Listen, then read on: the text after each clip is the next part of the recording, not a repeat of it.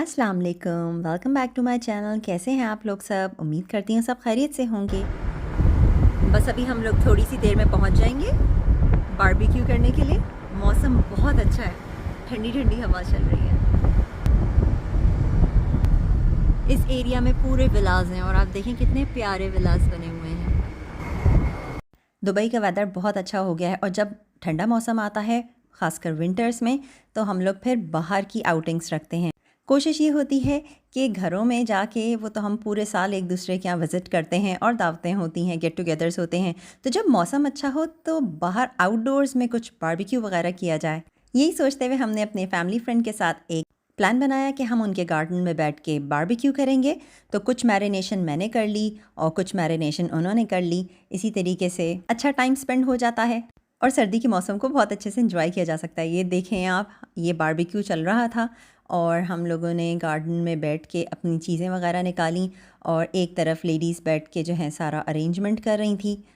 सीखों में मलाई बोटी, तिक्का बोटी और बिहारी बोटी की हमने मैरिनेशन करी हुई थी, तो वो हम लोग लगा रहे थे। दूसरी तरफ जो है जेंट्स जो है वो पूरा बारबेक्यू का सेटअप लगा के शुरू कर दिया था उन्होंने बारबेक्यू बनाना। साथ ही में मैं ये ब्राउनीज़ बना के लेके गई थी। ये केकी ब्राउनीज़ है, मेरे चैनल पे आपको इसकी रेसिपी मिल जाएगी, ज़रूर ट्राई कीजिएगा। बहुत आसान रेसिपी है और बहुत मज़े की बनती हैं। सारे बारबेक्यू आइटम के साथ भाभी ने बनाए थे मटर चावल, जो कि बेस्ट कॉम्बो था उसका। अब हम कटिंग करेंगे इन सब्जियों की और इसको ही बारबेक्यू करेंगे। इतनी प्यारे कलर की शिमला मिर्चें थीं और इतनी फ्रेश, इनका बारबेक्यू तो बहुत मज़े का लगता है। हमने इसको स्क्वायर शेप्स में कटिंग कर ली, साथ में ग्रीन चिलीज़ भी लगा ली। वो फीकी वाली थी, ज़्यादा तेज़ नहीं थी, तो बहुत अच्छी लग रही थी।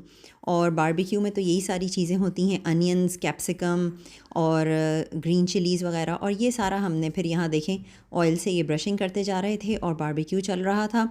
और मौसम इतना अच्छा था, गर्मियों में तो हम बारबेक्यू का सोच भी नहीं सकते। असली मज़ा बारबेक्यू का तो सर्दियों में ही आता है। दुबई में तो सर्दियों में पार्क्स वगैरह सारे, कॉर्निश, ये सारी जगहें फुली पैक्ड होती हैं।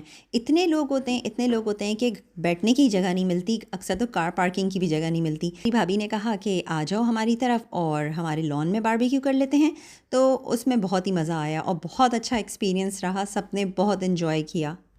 लाइव बारबेक्यू चल रहा था, साथ साथ थोड़ा बहुत हम चख भी रहे थे।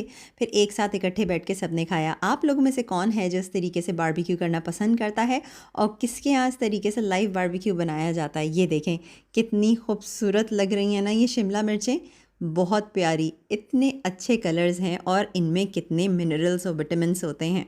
कच्ची सब्जियों का इस्तेमाल तो सेहत के लिए भी बहुत अच्छा होता है, खाना चाहिए और बल्कि बच्चों को भी कहना चाहिए कि ये खाया करें।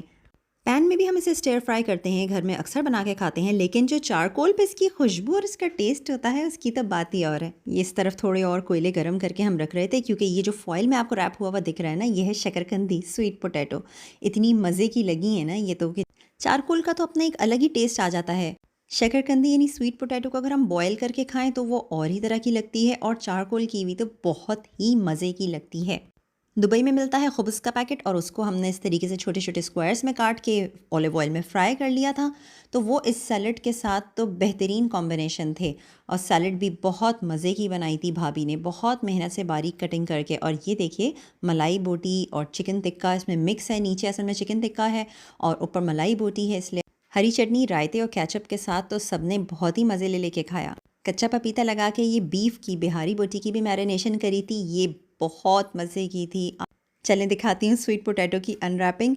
और ये देखें इस वक्त गरम गरम मेरे पास आया था और इसकी स्किन मैंने रिमूव कर दी थी स्पून से और फिर अंदर का इसका खाया था, इतना मज़े का था। अब ये देखें ये वाली कलर की तो पाकिस्तान में नहीं मिलती। पाकिस्तान में थोड़ी वाइट कलर की सी शकरकंदी होती है, वो उसका अपना टेस्ट होता है, वो थोड़ी फीकी होती है, मगर यहाँ जो मिलती है वो मीठी होती है। और ये था वो मटर पुलाव, बिल्कुल सादा था मगर इतना ज़बरदस्त लग रहा था। उसमें ज़ीरा डाल के ना उन्होंने बनाया था। मूड था मेरा हलवा बना के लेके जाने का, मगर भाभी ने कहा नहीं तुम ब्राउनीज़ बना के लाओ, तुम ब्राउनीज़ बहुत अच्छी बनाती हो। तो मैं फिर वहाँ ब्राउनीज़ ले गई थी और साथ में उसकी क्रीम तैयार करके ले गई थी। मैंने क्रीम को न्यूटेला के साथ मिक्स करके अच्छे से फेंट लिया था और ऊपर से फिर वहाँ पर मैंने जाके सारा उस पर सर्व करते वक्त डाला। ये बिल्कुल सर्विंग से पहले डालें तो अच्छा लगता है। थोड़ा सा ब्राउनीज़ को हमने गर्म कर लिया था ओवन में और फिर हमने उस पर सारी ये केक की क्रीम डाली और स्प्रिंकल्स डाले। आखिर में कमी थी चाय की, तो वो भी हमने कोयले वाली चाय बनाई। बहुत ही मज़ा आया, बहुत इन्जॉय किया।